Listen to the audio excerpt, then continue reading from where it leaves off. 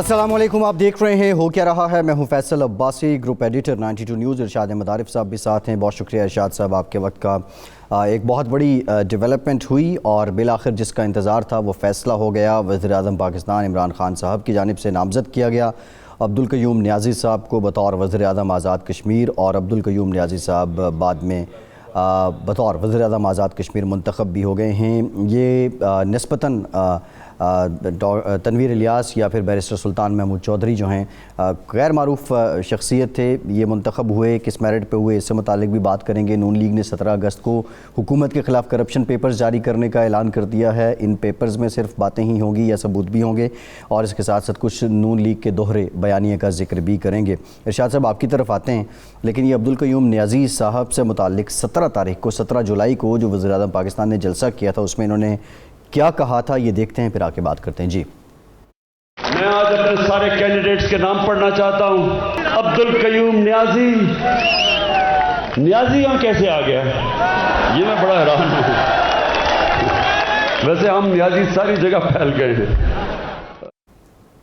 इरशाद साहब, कश्मीर में नियाज़ी और दूसरा जो मशहूर लोग थे, तजर्बाकार थे, उनको तरजीह क्यों नहीं दी गई? अब्दुल क़य्यूम नियाज़ी साहब ही क्यों इंतखाब हुए?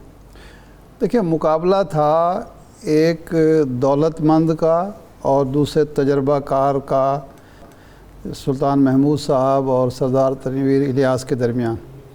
और वो मुकाबला इतना सख्त था और इतनी लड़ाई हुई उनकी आपस में कि वो कहते हैं ना, लड़ते लड़ते हो गई गुम, एक की चोंच और एक की दुम। तो ना उनका तजर्बा काम आया, ना उनकी दौलत और असर रसूख काम आया, और ये हास डाक जो हैं नियाज़ी साहब निकल आए। ये वैसे पुराने सियासी कारकुन हैं, सरदार अब्दुल क़य्यूम ख़ान के ये साथियों में हैं। मुस्लिम कॉन्फ्रेंस में ये रहे, एक दौर में ये वज़ीर खुराक भी रह चुके हैं आज़ाद कश्मीर के, और गुज़श्ता 2-2.5 साल से ये PTI में थे। पढ़े लिखे आदमी हैं। और एक बात मैं बता दूं कि नियाज़ी इनका कबीला नहीं है। ख़ान साहब ने तो यही समझा कि शायद मेरी तरह के ये नियाज़ी हैं। अगरचे मेरे ख़्याल एक काम आ गया उनका नियाज़ी होना। जब उन्होंने ये तखल्लुस या उर्फ़ियत अख्तियार की होगी तो सोचा भी नहीं होगा किसी दिन नियाज़ी वज़ीर-ए-आज़म होगा पाकिस्तान का, और फिर दूसरा नियाज़ी जो है वो अपने तखल्लुस की बुनियाद पर या उर्फ़ियत की बुनियाद पर आज़ाद कश्मीर का वज़ीर-ए-आज़म बन जाएगा। लेकिन किस्मत के, लेकिन हकीकत में ये नियाज़ी नहीं है, नियाज़ी नहीं है, ये मुग़ल हैं और दुली एक कबीला है। ये दुली कबीले से हैं, ये नियाज़ी कबीला नहीं है। लेकिन बहरहाल सियासी तजर्बा है इनका, ये वज़ीर रह चुके हैं, और कोई इनकी नामी पर भी अभी किसी ने हर्फ नहीं उठाया। ये बड़े इंटरेस्टिंग फैक्ट्स हैं कि अब्दुल क़य्यूम साहब नियाज़ी नहीं हैं, बरादरी के लिहाज से, कबीले के लिहाज से वो मुग़ल हैं, लेकिन वो उनका उर्फ़ियत है जो अब्दुल क़य्यूम नियाज़ी हैं लेकिन नियाज़ी नहीं हैं। तो फ़ारूक हबीब साहब ने हमें ज्वाइन कर लिया, वज़ीर मुमलिकत बराए इत्तलात और नशरियात हैं। बहुत शुक्रिया फ़ारूक साहब आपके वक्त का। फ़ारूक साहब, क्या रीज़न बनी कि निस्बतन जो मारूफ लोग थे या तजर्बाकार थे या जिनके बाद नाम आ रहे थे उनको मुंतखब नहीं किया गया और अब्दुल क़य्यूम नियाज़ी साहब को नामज़द कर दिया गया?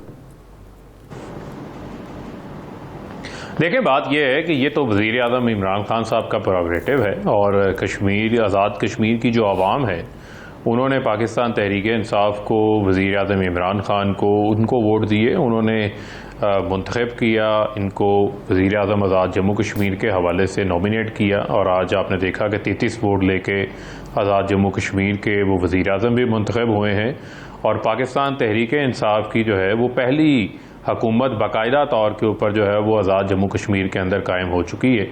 और मैं समझता हूँ कि ये भी एक इनका पुराना ख़ानदान है और पूंछ सेक्टर से इनका ताल्लुक़ है, और कश्मीर की आवाम की नफ्स को भी ये समझते हैं, उनके एहसासात को भी समझते हैं, और ख़ास तौर के ऊपर जो आज़ादी कश्मीर की जो जदोजहद है, जो स्ट्रगल है, उस हवाले से भी इनका जो ख़ानदान का इनका एक ख़ास किरदार है इस हवाले से। तो मैं समझता हूँ कि ये सारी टीम को जो है वो साथ लेके चलेंगे, और सही मानों में जो आज़ाद कश्मीर के जो लोग हैं उनकी तर्जमानी भी करेंगे, और अब तक का जो उनका बाकी जमातें जो है इस्तेहसाल करते रहे हैं डेवलपमेंट के लिहाज से, तरक्की के लिहाज से आज़ाद कश्मीर की, जो उसको भी ये अब बेहतर अंदाज से जो है वो लेके चलेंगे। वज़ीर-ए-आज़म साहब ने इनके ऊपर जो है वो बड़ा एतमाद किया है, और हमें भी उम्मीद है कि ये उस एतमाद पे पूरा उतरेंगे। جناب یہ بتائیں فروخ حبیب صاحب کہ آزاد کشمیر میں آپ کی حکومت قائم ہو گئی ایک یعنی گلگت بلتستان کے بعد، عملاً اس وقت سوائے سندھ کے مرکز اور صوبوں اور ریاستوں میں آپ کی حکومت ہے. اب آپ کی ترجیح اول کیا ہے کہ اگلے الیکشن کی ظاہر تیاری شروع ہو چکی ہے، یہ جو جماعت کے اندر کہیں کہیں اختلافات سر اٹھاتے ہیں، کوئی جا رہا ہے کوئی آ رہا ہے، اس پر بھی کوئی سوچ بچار ہو رہی ہے کہ اب ٹیم جو ہے مکمل سمجھی جائے، ٹیم میں رد و بدل نہ ہوتا رہے مسلسل؟ دیکھیں بات یہ ہے کہ جو ٹیم کے رد و بدل کا معاملہ ہے وہ وقتاً فوقتاً آپ جائزہ ضرور لیتے ہیں اور اس کے مطابق اپنی فیصلہ سازی بھی کرتے ہیں، لیکن بنیادی چیز یہ ہے کہ 97 کے اندر جب انتخابات ہوئے تو ہماری کوئی سیٹ نہیں تھی. 2002 میں ایک سیٹ ملی، 2008 میں بائیکاٹ کی عدلیہ بحالی کی وجہ سے، 2013 میں قومی اسمبلی میں نشستیں آئیں، پنجاب میں آئیں، لیکن خیبر پختونخوا میں گورنمنٹ آئی. لیکن آج تحریک انصاف وہ واحد جماعت ہے جس کی پورے پاکستان میں آپ دیکھیں، وفاق میں، پنجاب میں، کے پی میں، جی بی کے اندر، گلگت بلتستان میں، آزاد جموں کشمیر میں، بلوچستان میں اتحادی حکومت قائم ہے، سینٹ کی سنگل لارجسٹ پارٹی ہے، اور سندھ میں اپوزیشن لیڈر جو ہے وہ ہمارے ہیں. تو پی ٹی آئی جو ہے وہ ایک صحیح معنوں میں وفاق کی جماعت جو ہے وہ بن کے ابھری ہے. اب جو اعتماد پاکستان کی عوام نے پاکستان تحریک انصاف اور عمران خان صاحب کے اوپر کیا ہے، تو ہماری بھی ترجیحات میں شامل ہے کہ ہم اپنے ان وعدوں کے اوپر پورا اتریں.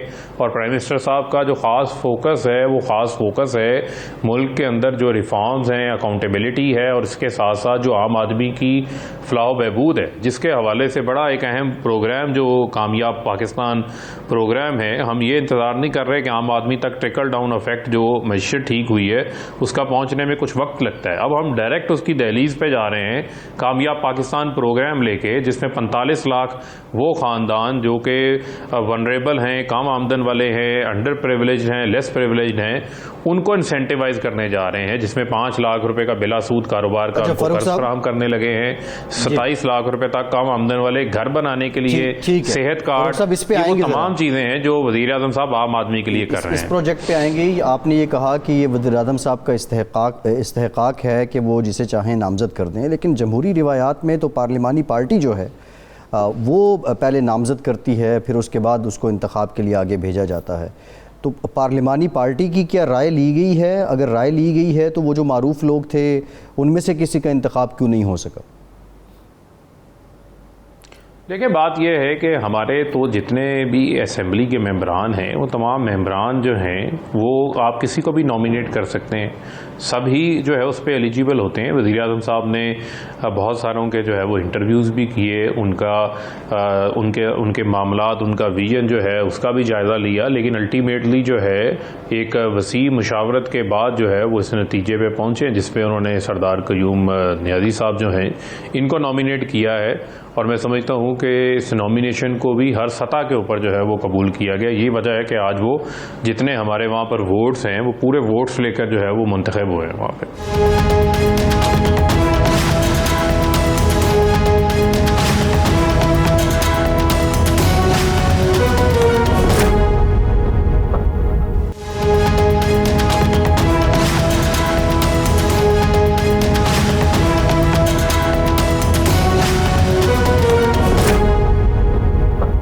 یہ سردار عبدالقیوم خان نیازی کے لیے کیا سب سے بڑا چیلنج یہ نہیں ہوگا کہ سردار تنویر الیاس صاحب جو امیدوار تھے اور سلطان محمود صاحب جو تیسری دفعہ وزیر اعظم بننا چاہتے تھے وہ ان کے لیے مسائل کھڑے کریں وہاں، کیونکہ ان کو نظر انداز تو کیا گیا ہے؟ نہیں دیکھیں بات یہ ہے کہ نظر انداز تو کرنے کا کسی کو کوئی معاملہ نہیں ہے، سب کو جو ہے وہ ایک ٹیم میں جو ہے ساتھ لے کے چلیں گے. ابھی جو کابینہ کی فارمیشن ہے وہ کابینہ کی فارمیشن بھی ہوگی، اور ظاہری بات ہے کہ ایک ٹیم کا حصہ ہے، ایک پارٹی کا حصہ ہے، ایک ڈسپلن سب کے اوپر جو ہے وہ لاگو ہوتا ہے، تو سب کو جو ہے وہ ساتھ لے کے چلیں گے. جیسے میں نے آپ کو یہ پہلے کہا کہ ان کے اندر یہ صلاحیتیں جو ہے وہ موجود ہیں، اور سب نے یہ استحقاق جو ہے وہ رائٹ وزیر اعظم صاحب کے حوالے کر دیا تھا. جس کو بھی وہ نامینیٹ کریں گے سب اس کے ساتھ جو ہے وہ مل کے چلیں گے. تو مجھے یہ پورا یقین ہے کہ انشاءاللہ جو سردار قیوم نیازی صاحب ہیں ان کے اوپر سب کا اتفاق رائے کے ساتھ معاملات کو آگے لے کے چلیں گے۔ جہاں تک رہی بات آپ نے معروف لوگوں کے حوالے سے بات کی، دیکھیں تمام لوگ جو ہیں ہر بندے کی یہ خواہش ہوتی ہے اور اسی کے ساتھ ساتھ بہت سارے لوگ ریس کے اندر بھی ہوتے ہیں، لیکن بننا تو کسی ایک نے ہے۔ اب جن کو نامینیٹ کیا گیا ہے سب ان کے ساتھ ہی چلیں گے۔ آج مریم اورنگزیب صاحبہ نے پریس کانفرنس کی، بڑی دھواں قسم کی، آپ پر الزامات لگائے، 50,000 لوگ بے روزگار کر دیے، باقی کرپشن کے بھی الزامات لگ رہے ہیں۔ تو یہ محاذ آرائی آپ کم کرنے پر کوئی توجہ دے رہے ہیں؟ یہ اسی طرح بڑھتی رہے گی؟ اور یہ جو الزامات عائد کیے جا رہے ہیں بجلی کے حوالے سے، چینی کے حوالے سے، آٹے کے حوالے سے اور باقی جو معاملات ہیں، اس کا کوئی جوابی بیانیہ کیا ہے کہ یہ صرف الزامات ہے؟ اب تو وہ کرپشن پیپر بھی لانا چاہ رہے ہیں، پہلے وائٹ پیپر آتے تھے، اب کرپشن پیپر آ رہا ہے۔ دیکھیں بات یہ ہے کہ ان کو روکا کس نے ہے؟ یہ جو کرنا چاہتے ہیں کریں، یہ ارریلیونٹ ہو گئے ہیں۔ ارشاد علی صاحب آپ کو بھی پتہ ہے انہوں نے بلند و بانگ دعوے اتنے کیے تھے، ان کے مطابق تو اب تک ہماری حکومت ہی نہیں ہونی چاہیے تھی۔ اب وہ مریم صاحبہ جن کا کبھی ایک سال ٹویٹر خاموش ہو جاتا ہے، کبھی ان کی ہوائی فائرنگ شروع ہو جاتی ہے، اب وہ آزاد جموں کشمیر کے اندر نفرت کا بیانیہ ناکام کروا کر سیالکوٹ کے اندر جو ہے وہ شکست کھا کر جو ہے وہ اب منظر عام سے غائب ہیں۔ اب ان کا معاملہ کیا ہے؟ ان کا معاملہ یہ ہے کہ اس ملک کو سوائے انہوں نے نفرتوں کے، سوائے انہوں نے بیڈ گورننس کے، سوائے منی لانڈرنگ، جعلی اکاؤنٹس، ٹی ٹیوں کے علاوہ آج تک انہوں نے دیا کیا ہے؟ اب عمران خان جو ہیں وہ ایک ایسا وزیر اعظم آیا ہے جس کی ہر جو ویژن ہے، جن کی ہر سوچ کے اندر جو ہے وہ عام آدمی شامل ہوتا ہے۔ ان کو تکلیف اس چیز کی ہے۔ آج معیشت، ان کو تو یہ تھا کہ معیشت اتنی تباہ و برباد کر کے گئے تھے کہ ملک چلے گا ہی نہیں۔ اب یہ پریشان ہے کہ کووڈ کے اندر عمران خان صاحب معیشت کو نہ انہوں نے صرف بحال کیا بلکہ گروتھ کی طرف لے گئے ہیں۔ 4% گروتھ آ گئی ہے، کرنٹ اکاؤنٹ ڈیفیسٹ ہم نے کنٹرول کر لیا، ملک کے فارن ریزروز میں اضافہ ہو رہا ہے، ملک کے اندر تاریخی ایکسپورٹس ہوئی ہیں 31 بلین ڈالر کی، تاریخی زر مبادلہ 29.4 بلین ڈالر کا آیا ہے، ڈیمز بن رہے ہیں، ملک کے اندر 900 ارب روپے کی PSDP وفاق جو ہے وہ لے کر آ گیا ہے، صوبے اپنا کام کر رہے ہیں، کووڈ کو ہم نے اچھا ہینڈل کر لیا ہے۔ ورلڈ اکنامک فورم تعریف کر رہا ہے کہ 3 ایسے ممالک ہیں جنہوں نے کووڈ کو بڑے اچھے انداز سے ہینڈل کیا ہے۔ وہ ملک جو زرعی ملک تھا اس میں یہ انہوں نے کیا کیا کہ آج بھی ہمیں دالیں، خوردنی تیل باہر سے امپورٹ کرنا پڑتا ہے۔ اس کے لیے بھی وزیر اعظم صاحب نے زراعت سے خوراک تک فوڈ سیکیورٹی کا پورا نیشنل ٹرانسفارمیشن پلان ہم نے امپلیمنٹ کر دیا ہے، اس کے اوپر اب ہم کام کر رہے ہیں۔ تو ان کو یہ پتہ ہے کہ عمران خان کامیاب ہو رہا ہے اور یہ ناکام ہو گئے ہیں۔ ان کی تمام ڈیڈ لائنیں، ان کے استعفے، عدم اعتماد، لانگ مارچز، سب جو ہے وہ اب منہ کے بل نیچے پڑے ہوئے ہیں۔ تو اب یہ اس قسم کی پھسپھسی قسم کی پریس کانفرنسز کرتے ہیں جس کا ہم جواب بھی دینا پسند نہیں کرتے کیونکہ یہ ریلیونٹ ہے اور ہم انہیں بلا وجہ جو ہے وہ ریلیونٹ نہیں بنانا چاہتے۔ شہباز شریف صاحب، گھر لڑائی پڑی ہوئی ہے، ایک نے پاؤں پکڑے ہوئے ہیں، ایک نے بندوق اٹھائی ہوئی ہے، وہ آپس میں لڑائی پڑی ہوئی ہے ان کی، پہلے اس کو تو سارٹ آؤٹ کر لیں۔ یہ بجا، لیکن بات یہ ہے کہ شہباز شریف صاحب چاہتے ہیں ایک مفاہمتی بیانے کو آگے بڑھانا، اور وہ آپ کے لیے اس لیے مفید ہے کہ آپ جو اصلاحات چاہتے ہیں سسٹم کے اندر، خاص طور پر انتخابی اصلاحات آپ چاہتے ہیں، آپ معاشی اصلاحات چاہتے ہیں، بیوروکریسی کی اصلاحات چاہتے ہیں، تو آپ اس سے فائدہ کیوں نہیں اٹھا رہے؟ کم از کم شہباز شریف کی طرف تو آپ ہاتھ بڑھا سکتے ہیں، آپ ان کو بھی اسی لاٹھی سے آنک رہے ہیں جس سے مریم نواز کو اور نواز شریف کو۔ نہیں، دیکھیں بات یہ ہے کہ کل بھی آپ نے دیکھا کہ ہم نے شہباز شریف کے بیان کو خوش آئند قرار دیا، اور ہم تو یہ چاہتے ہیں کہ وزیر اعظم عمران خان نے تو قومی اسمبلی میں ان کو دعوت دی کہ آئیں آپ الیکٹورل ریفارمز کے اوپر آئیں، اپنی مثبت تجاویز لے آئیں۔ جو الیکٹورل ریفارمز لائی گئی ہیں جو 49 کے قریب ہیں، اس کے اندر EVM شامل ہے، اس کے اندر اوورسیز پاکستانیوں کو جو ووٹنگ رائٹ دینا ہے وہ اس کے اندر شامل ہے، دیگر اصلاحات شامل ہیں، اس کے اندر آپ آئیں، آ کر بیٹھیں، آپ بیٹھ کر اس کے اندر اپنا مثبت کردار ادا کریں۔ اور میں سمجھتا ہوں کہ جو پارلیمنٹ کے اندر موجود ہیں ان کی یہ سب سے زیادہ ذمہ داری ہے۔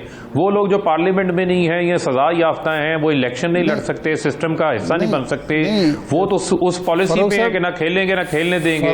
لیکن شہباز شریف کو چاہیے اپنا مثبت کردار ادا کریں۔ جب آپ کہیں گے کہ اس نے پاؤں پکڑے ہوئے ہیں تو پھر وہ مثبت کردار کیسے ادا کرے گا؟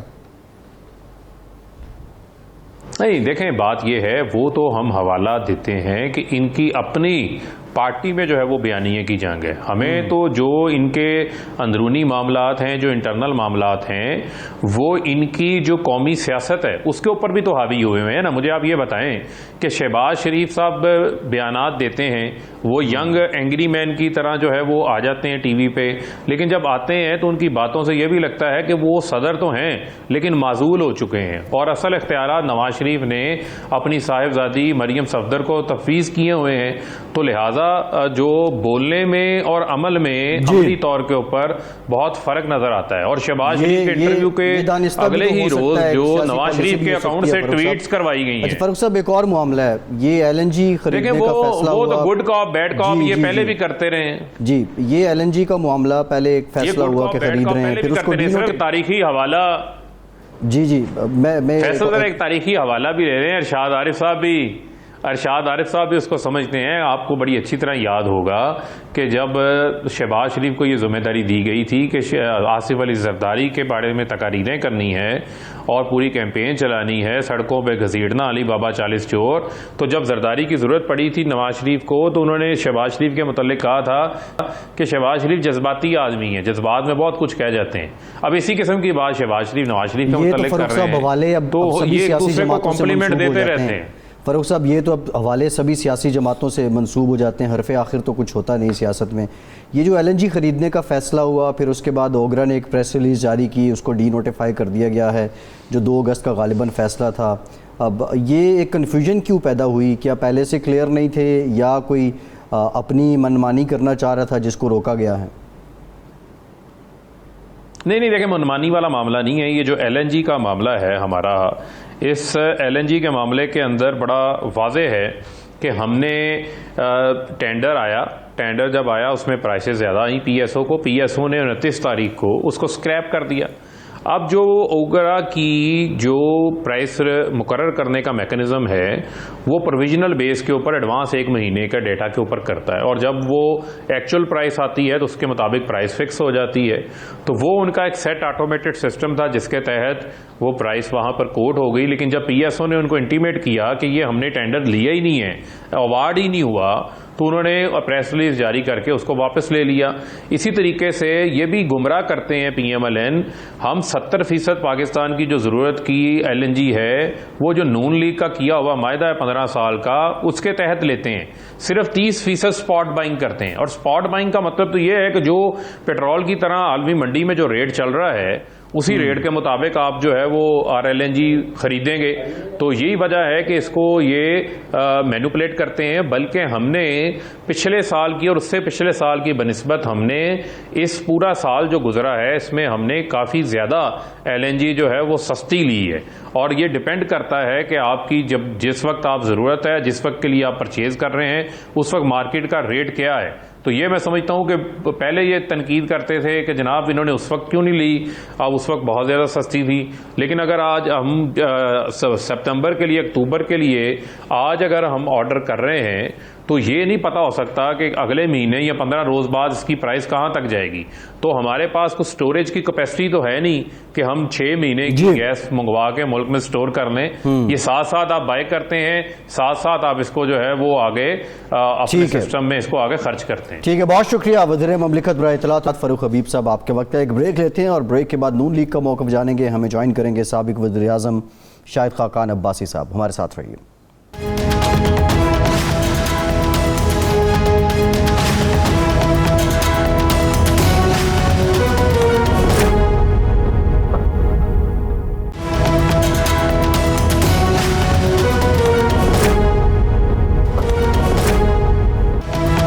بریک کے بعد ایک بار پھر سے آپ کا خیر مقدم کرتے ہیں. ہمیں جوائن کیا ہے سابق وزیر اعظم پاکستان شاہد خاقان عباسی صاحب نے. عباسی صاحب thank you very much for your time. Sir آپ کی طرف آتے ہیں. ارشاد صاحب, مریم اورنگزیب صاحبہ نے کہا کہ نون لیگ کا, نواز شریف کا, شہباز شریف کا بیانیہ ایک ہی ہے اور وہ ہے کہ ووٹ کو عزت دو. شہباز شریف صاحب جو بار بار مفاہمت کی بات کرتے ہیں, آپ کیا سمجھتے ہیں کہ ایک ہی بیانیہ ہے اور ووٹ کو عزت دو اور مفاہمت دونوں ساتھ ساتھ چل سکتے ہیں؟ ارشاد صاحب دیکھیں, بات یہ ہے کہ مریم اورنگزیب صاحبہ کو یہی کہنا چاہیے, وہ ترجمان ہے پارٹی کے, وہ یہی کچھ کہیں گی. لیکن جو بات شہباز شریف صاحب اپنے انٹرویو میں کہہ رہے تھے اور جو ایاز صادق صاحب نے ہمارے پروگرام میں کہی اور شاید خاقان عباسی صاحب کل پرسوں ایک اور ٹی وی چینل پہ کہہ رہے تھے، اس میں تو ایک تضاد ہمیں نظر آتا ہے، کیونکہ جو شہباز شریف صاحب ہیں جو صدر مسلم لیگ کے، جن کا بیانیہ پارٹی کا بیانیہ ہونا چاہیے، وہ تو کہتے ہیں کہ ماضی کو چھوڑیں اور مستقبل کی بات کریں اور مفاہمت کی بات کریں، ایک وسیع تر مفاہمت ہونی چاہیے، جبکہ جو مزاحمت کا بیانیہ ہے یا ووٹ کو عزت دو کا بیانیہ ہے، وہ مزاحمت کا بیانیہ ہے، اور آزاد کشمیری میں ہم نے جو تقریریں سنی وہ یہی تھیں۔ تو اب شاید خاقان عباسی صاحب ہمارے پاس موجود ہیں، وہ بہترین آدمی ہیں یہ ہمیں بتانے کے لیے کہ ایک شہباز شریف صاحب بات کر رہے ہیں، ایک آپ نے کہی، شہباز شریف صاحب کہتے ہیں کہ 18 کے الیکشن کے نتائج بالکل مختلف ہو سکتے تھے، بلکہ نواز شریف صاحب چوتھی بار وزیر اعظم بن سکتے تھے اگر ہماری اسٹریٹجی بہتر ہوتی، اچھی ہوتی، اور آپ فرماتے ہیں کہ نہیں، اسٹریٹجی کا کوئی تعلق نہیں تھا، وہ تو نتائج طے شدہ تھے۔ تو یہ بیانیے کی جو کنفیوژن ہے عباسی صاحب، آپ اس کو کس نظر سے دیکھتے ہیں؟ ہمیں بتائیں کہ یہ اختلاف فکر و نظر ہے، دو مختلف جہتیں ہیں جو اکٹھی نہیں ہو رہی ایک جگہ، یا پارٹی واقعی دو مختلف دھاروں میں بڑھتی نظر آ رہی ہے؟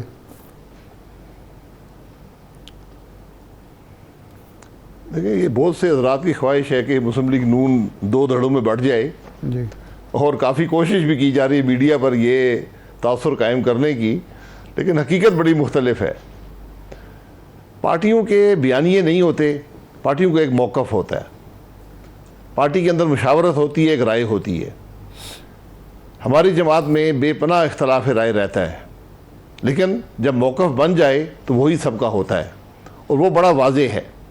آپ اس کو ووٹ کو عزت دو کہیں، آپ اس کو آئین کی بالادستی کہیں، آپ اس کو ملک کے نظام کا آئین کے مطابق چلنا کہیں، آپ قانون کی بالادستی کہیں، الیکشن کی چوری روکنا کہیں، اس کو آپ جو مرضی کہہ دیں۔ مسلم لیگ نون آج ایک اصول پر کھڑی ہے کہ ملک کا نظام آئین کے مطابق چلنا چاہیے، اس پہ کوئی دو رائے نہیں ہے۔ انٹرویو ہمارے، میں نے حساب لگایا، 20 کے قریب لوگ ہر روز جاتے ہیں انٹرویوز پر، تو یہ تقریباً 100 سے زیادہ انٹرویو مہینے کے ہوتے ہیں۔ شہباز صاحب بھی جاتے ہیں، جو سوال کیے جاتے ہیں ان کا وہ جواب دے دیتے ہیں۔ اب اس میں سے وہ کیا کہتے ہیں، بال کی کھال ادھیڑنا، وہ سارا دن آپ کرتے رہیں، اس کی کوئی حیثیت نہیں ہے۔ اور جب ہم آپ کے پروگراموں میں آتے ہیں تو ہم پارٹی کا موقف صرف بیان نہیں کر رہے ہوتے، ہم اپنے جو تجربہ ہوتا ہے، جو کچھ ہم نے دیکھا ہوتا ہے، اس کے حوالے سے بات کرتے ہیں۔ تو آپ نے، اور یہ سوال مجھ سے بہت سے پروگرام پر ہو چکے ہیں کہ شہباز شریف پہلے کہا، جنہوں نے کہا تھا میں پیر پکڑ لوں گا، وہ بات تو اس پروگرام میں کلیئر ہو گئی، جو سلیم صافی صاحب کا تھا وہ بات ختم ہو گئی۔ اب شہباز صاحب نے یہ ماضی کے اپنی معاملات پر جو کچھ انہوں نے دیکھا تھا، انہوں نے اس کا اظہار کیا ہے جی ایک کانٹیکس کے اندر۔ تو انہوں نے یہ کہا کہ ہماری اسٹریٹجی اگر بہتر ہوتی 2018 میں تو ہم اقتدار میں آ سکتے تھے، یہ میں نے سنا ہے۔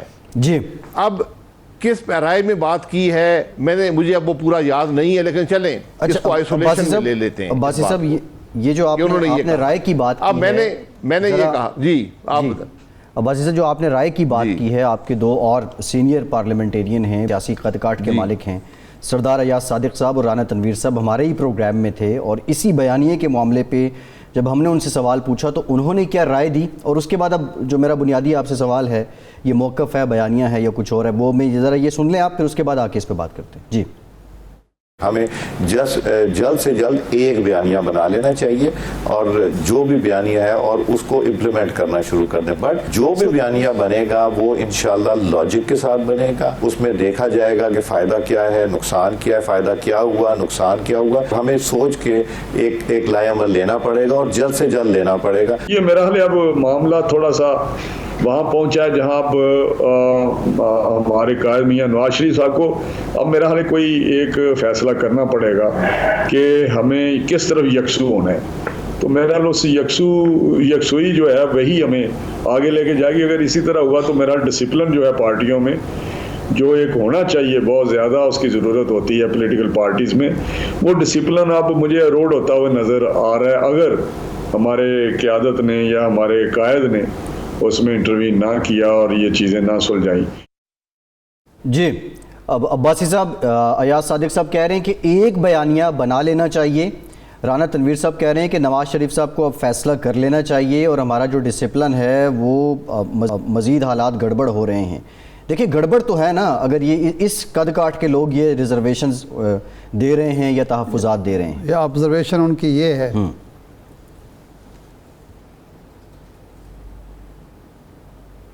دیکھیں میں پھر کہوں گا، ایک ٹی وی پروگرام پر یہ دونوں حضرات گئے ہیں، انہوں نے وہاں پر بات کی ہے جو کچھ ان کے ذہن میں تھا۔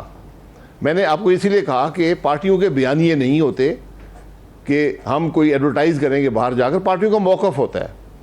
آپ سوال اگر یہ کریں گے بیانیہ ایک ہے تو وہ کہیں گے جی پتہ نہیں بیانیہ کیا ہے، رانا تنویر صاحب کہیں گے مجھے پتہ نہیں بیانیہ کیا ہے۔ تو بیانیہ نہیں ہے، موقف ہے۔ آپ سیدھا سوال کر لیں کہ کیا مسلم لیگ نون آج اس اصول پر کھڑی ہے کہ آئین کی بالادستی ہونی چاہیے، ملک آئین کے مطابق چلنا چاہیے، ہر ادارہ اپنی آئینی حدود میں رہ کر کام کرے، اس میں کوئی اختلاف نہیں ہے۔ اور میں اسی لیے میں کہتا ہوں ان حضرات سے بھی پہلے بھی میں نے یہ کہا ہے، سب لوگ ناراض ہوتے ہیں، اگر کسی کو شک ہے، شبہ ہے کہ پاکستان مسلم لیگ نون کا موقف یا بیانیہ جو بھی آپ اس کو کہنا چاہیں وہ کیا ہے جماعت کے اندر، تو وہ صدر سے پوچھ سکتے ہیں، یا میں بھی سینئر نائب صاحب مجھ سے پوچھ سکتے ہیں۔ شاید خاقان عباسی صاحب، صدر صاحب اس کے اندر کوئی دو رائے نہیں ہے۔ نہیں، عباسی صاحب صدر تو یہ کہہ رہے ہیں کہ یہ ماضی کے ہم قصے لے کے بیٹھ جاتے ہیں اور جو توتکار ہوتی ہے وہ چھوڑیں، اب مستقبل کی بات کریں اور مفاہمت کی بات کریں۔ تو وہ تو ان کا موقف، اب آپ کا جو موقف ہے یا مریم صاحبہ کا موقف ہے، کیا وہی موقف ہے کہ اب مفاہمت کرنی ہے حکومت کے ساتھ، اداروں کے ساتھ مفاہمت کے ساتھ چلنا ہے ماضی کو بھول کے؟ مسلم لیگ کا موقف ہے، مسلم لیگ کا ایک موقف ہے، وہی موقف شہباز شریف صاحب کا بھی ہے، وہی موقف میرا بھی ہے، وہی موقف مریم صاحبہ کا بھی ہے، وہی موقف رانا تنویر صاحب کا بھی ہے، اور وہی موقف سردار ایاز صاحب کا بھی ہے جو میں آپ کو بیان کر چکا ہوں۔ اب اس میں آپ یہ کہیں ماضی کی بات کریں یا نہ کریں، تو ماضی کی بات کرنے کی بالکل ضرورت نہیں ہے، لیکن ماضی سے سبق تو حاصل کرنا ہے نا۔ اگر ہم وہی غلطیاں دہرائیں گے جو ہم نے ماضی میں کی ہیں، اگر ہم الیکشن چوری کی بات نہیں کریں گے تو پھر کیا بات کریں گے؟ ہم یہ کہہ رہے ہیں کہ ماضی کو دیکھیں، سبق حاصل کریں، کسی کی حد تک مقصود نہیں ہے۔ میں اسی لیے کہتا ہوں ہمیشہ ایک ٹروتھ کمیشن بنا دیں تاکہ یہ معاملات ختم ہو جائیں ہمیشہ کے لیے کہ ہمارے ملک میں ہوتا کیا رہا ہے۔ یہ شاید دنیا کا واحد ملک ہے جس کی پوری تاریخ ہی میسر نہیں ہے کہ ہمارے ملک میں 1948 کے بعد کیا ہوتا رہا ہے۔ اس پر ہر آدمی کی اپنی رائے ہے، چاہے وہ مستقبل قریب ہے یا مستقبل بعید ہے، اس پر ہر شخص کی رائے فرق ہے۔ اس کو ہمیں کچھ اس کا حل نکالنا پڑے گا، لیکن اگر ہم ماضی کو نہیں دیکھیں گے تو پھر ہم سبق کیسے حاصل کریں گے؟ اگر ہم یہ قبول کر لیں کہ ہاں اس ملک میں الیکشن چوری ہونے چاہیے تو پھر ملک تو آگے نہیں چلے گا۔ آج ملک کے جو حالات ہیں اس کی واحد وجہ 2018 کے الیکشن کی چوری ہے۔ تو اگر آپ شہباز صاحب کو یہ ایک بیان لے لیں کہ جی میں ماضی کی بات مت کریں، وہ یہ کہہ رہے ہیں کہ ہمیں ماضی میں رہنا نہیں چاہیے۔ میں بھی اس بات سے اتفاق کرتا ہوں، آپ بھی اس بات سے اتفاق کریں گے، لیکن ماضی سے سبق تو حاصل کرنا ہے۔ عباسی صاحب، یہ جو 18 کے الیکشن چورے ہوئے، لیکن دوسرا فریق یہ کہتا ہے کہ 13 کے الیکشن چوری ہوئے، اور 13 والے کہتے ہیں کہ 8 کے الیکشن چوری ہوئے، تو یہ تو پھر مسئلہ ایک گورکھ دھندا ہی ہوگا۔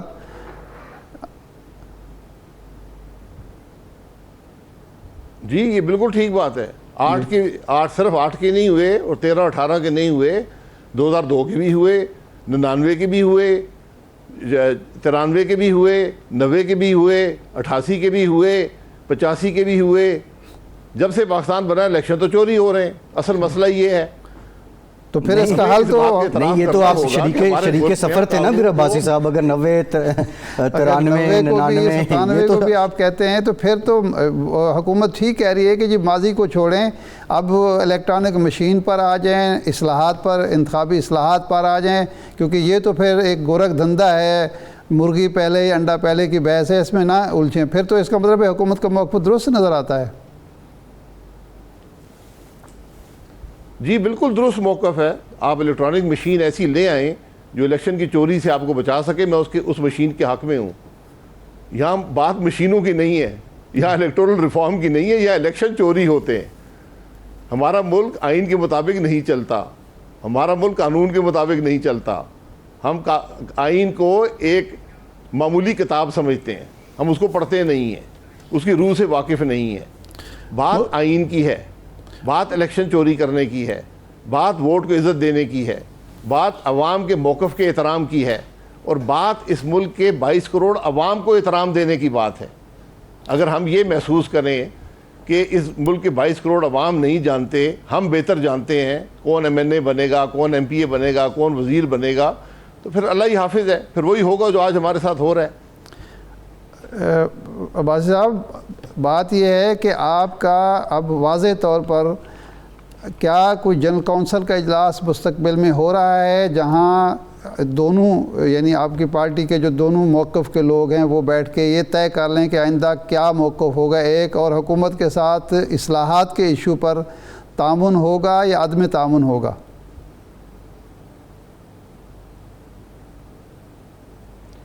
دیکھیں, موقف جماعت میں دو ہیں ہی نہیں. یہ صرف ٹی وی پروگراموں میں دو موقف بیان کیے جاتے ہیں. میں نے آج تک کسی سے نہیں سنا کہ جماعت کے دو موقف ہیں. اور میں اس شخص سے ملنا چاہتا ہوں جو یہ کہے کہ اس ملک میں آئین کو توڑنے کی اجازت ہونی چاہیے, جو یہ کہہ سکے کہ ملک میں الیکشن چوری کرنے کی اجازت ہونی چاہیے, جو یہ کہہ سکے کہ عوام کی رائے کا احترام نہیں ہونا چاہیے. میں اس شخص کو ملنا چاہتا ہوں. یہ تحریک انصاف کا کوئی بندہ کہتا ہے, ریفارم کی بات ہے, بات یہ ہے, یہ تحریک انصاف کا کوئی بندہ کہتا ہے یہ کہ آئین کے مطابق ملک نہیں چلنا چاہیے, الیکشن چوری ہونے چاہیے, یہ تو ساری جماعتوں کا موقف ہے. مسئلہ تو اختلاف تو وہاں پیدا ہوتا ہے کہ اس کو روکنا کیسے. تو آج ملک آئین کے مطابق کیوں, آج ملک آئین کے مطابق کیوں نہیں چل رہا؟ پھر آج آپ کے خیال میں ملک آئین کے مطابق چل رہا ہے؟ نہیں, جو اقتدار میں بیٹھے ہیں وہ تو یہی کہہ رہے ہیں. بات تو یہ ہے نا کہ اگر آپ اپنے حالات کو دیکھ لیں, جی اپنے حالات کو دیکھ لیں, ہم بھی یہی کہہ رہے ہیں. ہم یہ کہہ رہے ہیں کہ جس تنخواہ پر عمران خان نوکری کر رہا ہے, ہم اس تنخواہ پر نوکری کرنے کو تیار نہیں ہیں. ساری بات یہ ہے. نہیں, آپ کس تنخواہ پر نوکری کرنا چاہتے ہیں؟ مسلم لیگ کی لیڈرشپ جو ہے, دیکھیں آپ نے کہہ دیا کہ 13 کے الیکشن آئینی تنخواہ پر نوکری کرنا چاہتا ہوں. میں ایک شفاف الیکشن کے نتیجے میں آنے والی حکومت میں آئینی تنخواہ پر نوکری کرنا چاہتا ہوں. جی, شہباز شریف صاحب کی بالادستی ہو جس میں ہر ادارہ اپنی آئینی حدود میں رہے. جی ٹھیک. اچھا عباسی صاحب, ایک اور معاملہ ہے. آج آپ کی پارٹی کی جانب سے اعلان کیا گیا کہ 17 اگست کو کرپشن پیپرز جاری کریں گے. وائٹ پیپرز ہم نے سنے تھے جاری ہوتے ہیں, یہ کرپشن پیپرز کا ہم پہلی مرتبہ سن رہے ہیں. پیپرز سے آگے پروف کیا ہیں؟ الزام تو سیاست میں لگتے ہیں, لیکن آپ اگر جو الزام عائد کر رہے ہیں حکومت پہ, اس کے ثبوت کیا ہیں کہ یہاں اس دور میں بھی کرپشن ہو رہی ہے اور وزیر کرپشن کر رہے ہیں؟ جی, آج پاکستان کی کرپٹ ترین حکومت ہے. اس کے پروف میں آپ کو بتا دیتا ہوں. چینی 53 روپے سے 120 پہ جا پہنچی ہے. سیدھا کرپشن ہے. فائدہ حاصل کرنے والے کابینہ کی ٹیبل پر بیٹھے تھے. یہ کرپشن نہیں ہے. گندم جو ہے وہ 35 روپے سے 70 روپے پہ جا پہنچی ہے. کس نے کوٹے جاری کیے؟ کس نے سمگل ہونے دی گندم؟ کس نے گندم کی امپورٹ میں پیسے بنائے؟ یہ کرپشن نہیں ہے. آپ پنجاب میں پتہ کریں, وہ ملیں جو بند پڑی تھیں ان کے نام پر بھی کوٹے جاری کیے گئے. کیا آپ کو اس بات کا علم نہیں ہے کہ آج پنجاب میں ہر پوسٹنگ بکتی ہے؟ ہر کرپٹ افسر پیسے دے کر نوکریوں پر لگتا ہے. کیا یہ کرپشن نہیں ہے کہ اس ملک میں فرنس آئل امپورٹ ہوا اور بجلی بنانے کے لیے جو 3 گنا مہنگی بجلی بنتی ہے؟ کیا یہ کرپشن نہیں ہے کہ آج آپ ایل این جی جو خرید رہے ہیں وہ دنیا کی مہنگی ترین ایل این جی ہے؟ بہت شکریہ. سابق وزیر اعظم شاہد خاقان عباسی صاحب ہمارے ساتھ تھے. ایک بریک لیتے ہیں اور بریک کے بعد کچھ دیگر معاملات پہ بات کریں گے.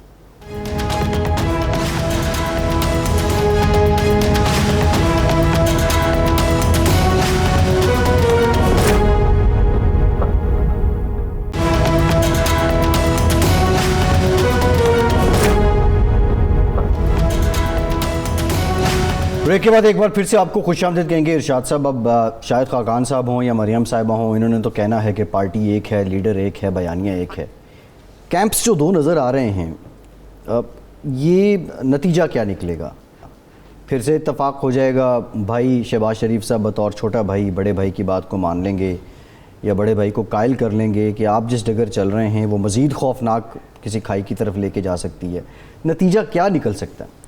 دیکھیں, اس میں تو بالکل کوئی شک نہیں ہے کہ میاں شہباز شریف صاحب جو ہیں وہ نہ تو الگ پارٹی بنائیں گے, نہ وہ دھڑا بنا سکتے ہیں. اس کی وجہ یہ ہے کہ پارٹی کے اندر جو مقبول ترین شخصیت ہے وہ نواز شریف صاحب کی ہے, یا پھر اب مقبولیت مریم نواز صاحبہ نے ایک گین کی ہے اور بتایا ہے کہ کراؤڈ پولر ہیں اور لوگ نوجوان ان کے ساتھ.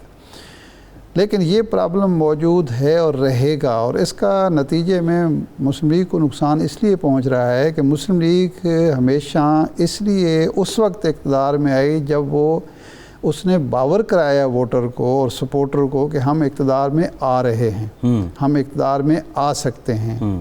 جب یہ ووٹر کو باور کرایا گیا کہ یہ اقتدار میں نہیں آ سکتے, تو پھر ان کی نہ تقریریں کام آئیں, نہ بیانیہ کام آیا, نہ مزاحمتی سیاست کام آئی, اور یہ ووٹر نے ووٹ نہیں دیا اور الیکٹیبلز نے ٹکٹ نہیں دیا. تو اب شہباز شریف صاحب کی جو کوشش ہے وہ یہ ہے کہ ہم الیکٹیبلز کو خود دھکیل رہے ہیں عمران خان کی طرف, کہ جب ہم خود ہی کہہ رہے ہیں کہ ہماری فوج سے بھی لڑائی ہے, ہماری فلاں ادارے سے بھی لڑائی ہے, ہماری حکومت سے بھی لڑائی ہے, تو وہ پھر الیکٹیبل سوچتا ہے کہ اپوزیشن میں بیٹھنے کے لیے کوئی الیکشن نہیں لڑتا, اپوزیشن میں بیٹھنا پڑتا ہے, بیٹھ جاتے ہیں لوگ. لیکن جب وہ الیکشن لڑ رہے ہوتے ہیں تو وہ صرف جماعت اسلامی کے لوگ ہوں گے یا جمعیت علماء اسلام کے لوگ یا ANP کے ہوں گے, یا ANP کے لوگ ہوں گے جو اس لیے الیکشن لڑتے ہوں گے کہ جی اپوزیشن میں بیٹھ لیں گے, کوئی فرق نہیں پڑتا. لیکن جو مسلم لیگ کے لوگ ہیں یا PTI کے لوگ ہیں یا پیپلز پارٹی کے لوگ ہیں, وہ اس لیے الیکشن نہیں لڑتے. تو اب آزاد کشمیر کی سیاست دیکھیں نا, اگر یہ اختلاف رائے نہیں ہے, موقف دو نہیں ہے, تو ایک حلقے میں اگر مریم صاحبہ کمپین کر رہی تھی, دوسرے حلقے میں میاں شہباز شریف صاحب چلے جاتے. یہ کہاں لکھا ہوا ہے؟ اس کی آپ نے جو پہلے بات کی ارشاد صاحب, جو پاپولیرٹی فیکٹر ہے, جی اب جو پذیرائی مریم صاحبہ کو لیڈی فیکٹر ہونے کی وجہ سے بھی ملنے کی عوام میں, وہ شہباز صاحب کو تو نہیں ملنی اپنی جگہ پہ. لیکن جب یہ پتہ ہے, شہباز شریف صاحب کو بھی پتہ ہے اور سب کو پتہ ہے کہ وہ جو بات کر رہی ہیں اس کے نتیجے میں ووٹ نہیں لے سکتی. آزاد کشمیر کے لوگوں کی ایک روایت تھی جو اس دفعہ بھی برقرار رہی کہ وہ اسلام آباد سے محبت کرتے ہیں, پاکستان سے محبت کرتے ہیں, پاکستان کے اداروں سے محبت کرتے ہیں, اور اس جماعت کو اپنے ریاست میں اقتدار میں دیکھنا چاہتے ہیں جس کے اچھے تعلقات ہوں برسر اقتدار جماعت سے جو پاکستان میں برسر اقتدار ہے, وفاق میں برسر اقتدار ہے. انہوں نے اس روایت کو توڑنے کی کوشش کی اور اسی کی طرف شہباز شریف صاحب اشارہ کر رہے تھے. اسٹریٹجی یہ نہیں تھی کہ جی ہم جوڑ توڑ کرتے تو کامیاب ہو جاتے, جوڑ تو انہوں نے کیے تھے. حکومت بھی ان کی موجود تھی, وزیر بھی ان کے موجود تھے, الیکٹیبلز بھی تھے, لیکن پتہ یہ سب کو تھا سوائے مریم صاحبہ کے یا نواز شریف صاحب کے یا ان کے چند لوگوں کے, باقی سب کو پتہ تھا کہ یہ بیانیہ جو ہے الیکشن ہروا دے گا. اب آگے جو ہے وہ خوف یہی ہے کہ اگر اگلے الیکشن تک یہی بیانیہ چلتا ہے تو پھر اگلے الیکشن کا نتیجہ بھی وہی نکلے گا جو 18 کا نکلا اور جو آزاد کشمیر کا نکل چکا ہے. صاحب ایک سوال یہ ہے کہ جب یہ ضمنی انتخابات میں جیت کی ایک آپ کہہ لیں کہ لہر آئی, تسلسل تھا, اس کو برقرار تو نہیں رکھ سکے. وہ تو مریم صاحبہ نون لیگ یہ کہہ رہی تھی کہ یہ ووٹ کو عزت دو, مجھے کیوں نکالا, اسی بیانیے کا ثمر ہے. اب وہ اس بیانیے کو بھی تو کچھ اینگلز ان کے سپورٹ کر رہے ہیں. 10 کا سیالکوٹ سے اور 38 کا حلقہ جو ہے وہ وزیر آباد اور رسکا سے کتنا دور ہے. وہ بیانیہ اب کیوں نہیں چلا؟ اگر یہ بیانیے کی جیت تھی, آپ کا کینڈیڈیٹ اچھا تھا, نوشین افتخار اچھی کینڈیڈیٹ تھیں, وہ ایک روایتی طور پر ان کی سیٹ تھی, وہ ایک خاتون تھی, ان کے والد کا انتقال ہوا تھا, ہمدردی کا ووٹ پڑا. دوسری سائڈ حکومت کی کارکردگی بھی ماشاءاللہ تھی, مسائل تھے, مہنگائی کا ان دنوں بہت زیادہ ایشو تھا, تو آپ نے الیکشن جیت لیا. اگر الیکشن دیکھیں, ایک اور بھی دیکھیں, اگر آپ نے 2 سیٹیں جیت کر ایک آزاد کشمیر کا پورا الیکشن ہار دیا تو یہ کہاں کی کوئی اچھی اسٹریٹجی ہے؟ اب یہ بتائیے، اگر وہ جیت بیانیے کا نتیجہ تھی تو یہ ہار بھی پھر بیانیے کا نتیجہ ہے۔ دیکھیں اس میں یہی تو سوال ہے نا ارشاد صاحب، اب out of blue Peoples Party دوسرے نمبر پہ آ گئی اور نون لیگ سے دگنی سیٹس لی ہیں انہوں نے کشمیر میں، جی یہ کیسے ممکن ہو گیا؟ کیا یہی خدشہ یہ اس لیے آپ سمجھ رہے ہیں کہ نون لیگ، شہباز شریف یا نواز شریف بھانپ رہے ہیں کہ سیاست میں کچھ بھی ہو سکتا ہے، یہ آنے والے انتخابات میں ہو سکتا ہے کہ پنجاب میں بھی ہو جائے؟ پنجاب میں ہوگا، ہو سکتا ہے نہیں، ہوگا، اس لیے کہ جو اسٹریٹجی آپ نے اختیار کی ہوئی ہے، مریم صاحبہ نے اختیار کی ہوئی ہے، یہ اسٹریٹجی کہ ہم اب بھی لڑ رہے ہیں اور آ کر بھی لڑیں گے، اور اقتدار ہمارے لیے کوئی اہمیت نہیں ہے، اہمیت یہ ہے کہ ان قوتوں کو شکست دینا ہے جنہوں نے ہمیں فلاں فلاں موقع پر کوئی نقصان پہنچایا ہے۔ تو اس کے نتیجے میں آپ کو الیکشن پیپلز پارٹی کی اسٹریٹجی بہتر ہے کہ پیپلز پارٹی یہ تاثر دے رہی ہے کہ جی ہم جیتنے کے لیے الیکشن لڑ رہے ہیں، ہم اقتدار میں آنے کے لیے لڑ رہے ہیں۔ آپ کہتے ہیں کہ ہم اقتدار میں آ کر بھی لڑنے کے لیے الیکشن لڑ رہے ہیں، تو پھر ظاہر بات ہے کہ پیپلز پارٹی کو فائدہ پہنچے گا۔ یہ بڑا ویلڈ پوائنٹ ہے آپ کا ارشاد صاحب۔ ارشاد صاحب پروگرام ختم ہو گیا ہے، بہت شکریہ آپ کا آج کے پروگرام سے۔